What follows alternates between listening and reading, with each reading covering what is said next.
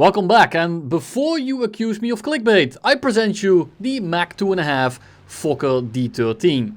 This thing is a bit of a meme. You spawn at 2500 kilometers an hour, and if you manage to throttle down and pitch straight up before your spawn protection runs out, you can actually convert this into altitude. This is obviously a bug and will probably be fixed, but it's a pretty good meme nonetheless. We have now the fastest plane in the game at 2.3. Now the back engine overheats almost instantly, so I'm actually going to use Mach to web the front engine and just have the back engine on regular mil power. The engine power is nothing to write home about, and the overall plane really has not much going for it other than the A-cans. It actually gets the 13.7 millimeters that you will find on something like the J22, and these guns are incredibly good. This thing unfortunately only gets an airspan on some of the maps, so you won't be able to abuse it all the time. But the main selling point of this vehicle will be the guns. The guns are incredible. Overall, the airframe and the flight performance aren't that amazing, but at 2.3 it's more than sufficient to nuke people that probably just installed the game 12 minutes ago.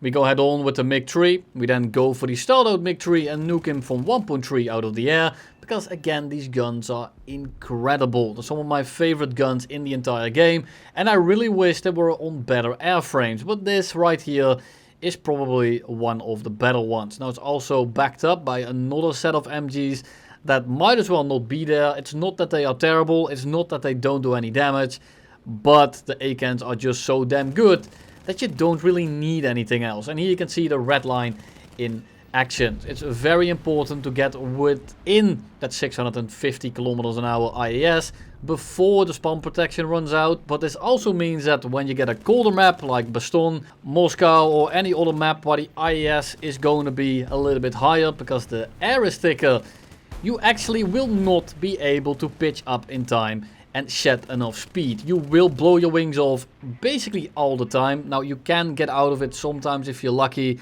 especially because getting above your wing rip speed is a little bit of RNG, so it doesn't snap off instantly.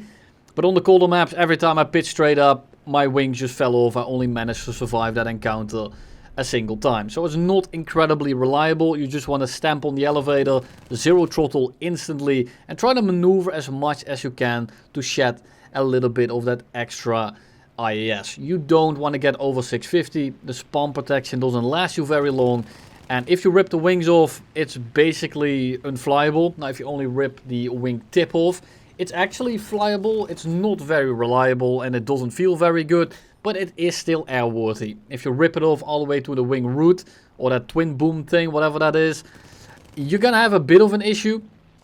Now it's still kind of flying, it's still in the air, and you will be able to maybe shoot a few guys down in the head-on, but you are basically just Jesus take the wheel and you're forced to fly into a singular direction, and eventually you will hit the ground. It will slowly lose altitude. It doesn't have the engine power to stay up with the extra added drag, so that is not going to be ideal. You want to get over that threshold or under that threshold. If you don't, you're probably going to die.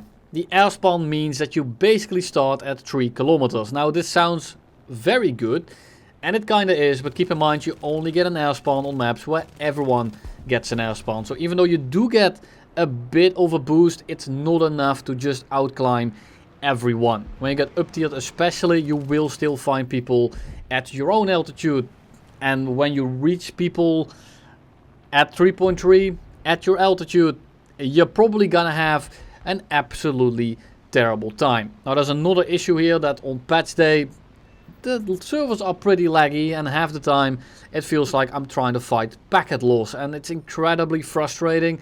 The plane keeps kind of jerking left and right, and sometimes it doesn't do exactly what you want. So if you see a little bit of that, keep in mind that should be gone in a day or two. Now here in the background you can tell that I'm not using the Mach trick to only run the front engine on web, because I'm just kind of lazy and I couldn't be bothered to do it, but I included it in the first game just so that you know that it's actually there. Now after we are done completely ruffle stomping this entire lobby, basically. We just dive in and we try to kill as many people as quickly as we can. We are gonna try and take a look at some actual fights. And when I say fights, I of course mean Coughing Baby versus Hydrogen Bomb, because again, all these people probably installed the game 12 seconds ago. Now we have an XF5F, not to be confused with the Pancake, but he's gonna end up the same way regardless, considering I'm gonna be merging at double his airspeed. He pitches up, so we just pitch up ourselves. We're gonna open up the gap a little bit, but we don't want to go too vertical and stall into his gun, so we go horizontal. He's gonna get a little bit closer, but this isn't much of an issue considering he stalls below us almost 800 meters and we are going enough speed to make the baby cough his last cough. Here we have a small Mossdog, and then the airspan actually means something even in an up tier, because the map is so small that even when they get fully down tiered, they don't have the performance to get up to you. Now we spray down the Spitfire. I don't want to deal with him, but there is also a second one, and we're gonna merge with him at about 500 kilometers an hour. So we're gonna turn on the web, and again we're gonna try and open up the gap. He needs to do a full 180.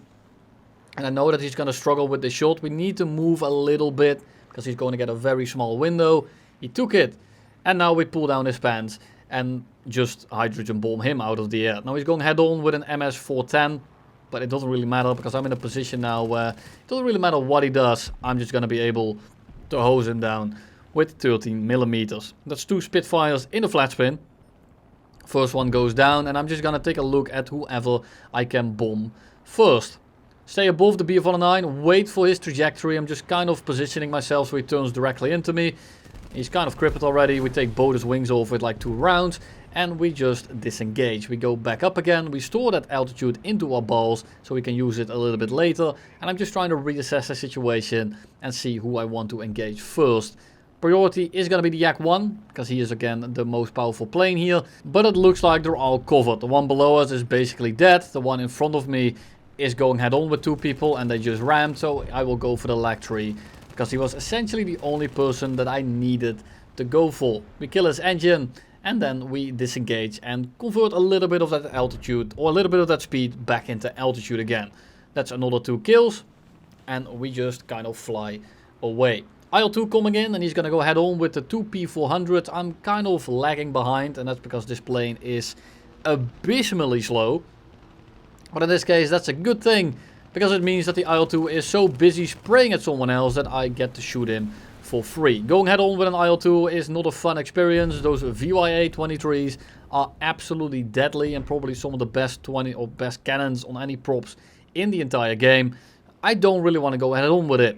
The opposite is true for the Heinkel or the Heinkel 129.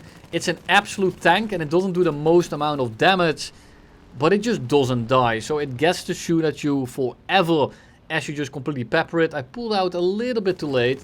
Not gonna be a father just yet, because I get to be able to sit behind him and absolutely hose him.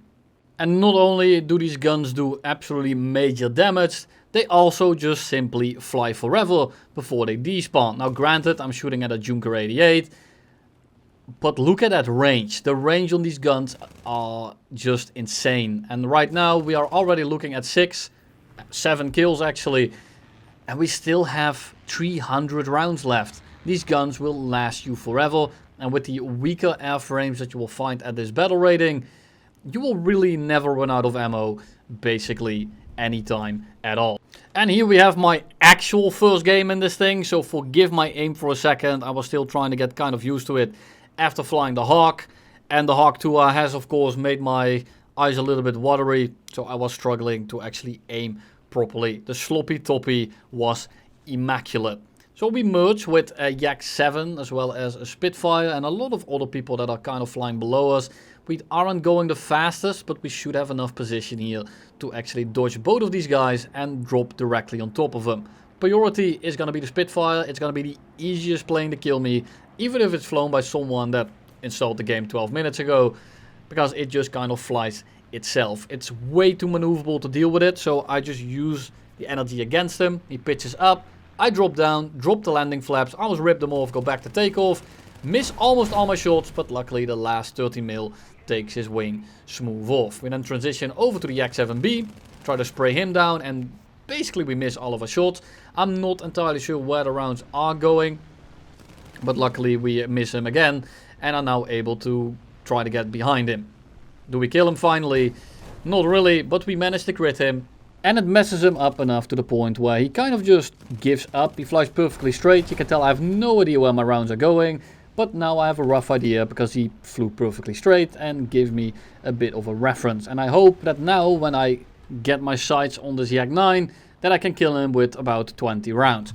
The Yak 9 will completely outperform me. But luckily we are going a little bit slower and the clouds are a complete clusterfuck, so I have no idea where I'm actually heading half the time. But we are on his 6 and we are slower, and for most enemies and most people playing in this game, they don't really know how to counter that. You want to use your energy, but you don't want to use too much of it, because then you end up stalling into my guns. I'm in a beneficial, advantageous position. The thing is that I'm not in the winning plane, so if he actually plays this properly and he goes up right there, I probably just get slammed. Luckily he goes down and basically flies directly into my guns. And as predicted, 20 rounds was more than sufficient. And that is going to be kill number 3, I think, as we then descend into madness and try to get through the clouds. RE2000 flies directly in front of us, and at this point it's essentially just cleaning up on aisle 2. We're not flying on aisle 2, but it definitely feels like it sometimes. RE2000 gets cleaned up, and then we kind of just spray at the IR-81 that is busy shooting someone else. We got set on fire by a friendly. Luckily, this thing actually has fire extinguishers, and we managed to put it out without any repercussions, because of course the game was already finished. We now start again at a little bit of a higher altitude because the Fauler 190 jibbed in, and because of this we have more energy than him, and I'm actually gonna put it into a bit of speed because I don't want to go too slow in front of a Fauler Wolf. That is going to absolutely saw my wings off. So pull in last second, we're still going 400. If we do merge with him at that speed, I'm able to actually go vertical, and I should be able to win the fight in a singular turn because he was going so slow. If I don't kill him in that singular turn, chances are that I am probably going to be returning to the hangar relatively soon. Decal in the description. Now we actually decide to go for the Hurricane instead of the guys on the deck, because I don't want to have a Hurricane diving on me. It's too maneuverable, and even though it doesn't have an engine, well, neither do we. And not because it's a funny pun about having 2 engines, it's because this engine also doesn't really exist. The Hurricane is going to be more maneuverable, pretty easy to play. He just needs to point his cursor at me and we're probably going to die. Now luckily for most level 12s it's actually too much of a task to put the cursor on the enemy plane, because most of the time they're actually not able to look around. We are going to go for the lag tree directly below us, and at this point the game is essentially over because everyone just dies in the background. Time to clean up the lag, and then I'm going to show you just how piss slow this thing actually is. Actually get no damage for once, but I think was mostly hitting the 12.7s. Not a big deal, because we now are gonna fly towards the P39K. And I just want to take a look at the speed. I'm in a gradual dive. I'm whapping. I don't have my flaps extended. I don't have my cooling extended. And it barely pushes into the 500 kilometers an hour mark. Now, this is a good thing because you'll never rip off your wings, because you're most likely to do that at the start of the match, funnily enough. But this thing is piss slow. Everyone can run away from you as long as you don't get fully down tiered or even kind of on your own tier. Unfortunately, most of the people start playing Era B at like 2.7, 3.0, 3.3 instead of Arcade, which means that most of the planes that you run into are gonna be a higher BR than you, and this plane really isn't all that. I had a pretty good time in this thing, but honestly for now, this is more than I need. Thank you all for watching, and I'll see you in the next one.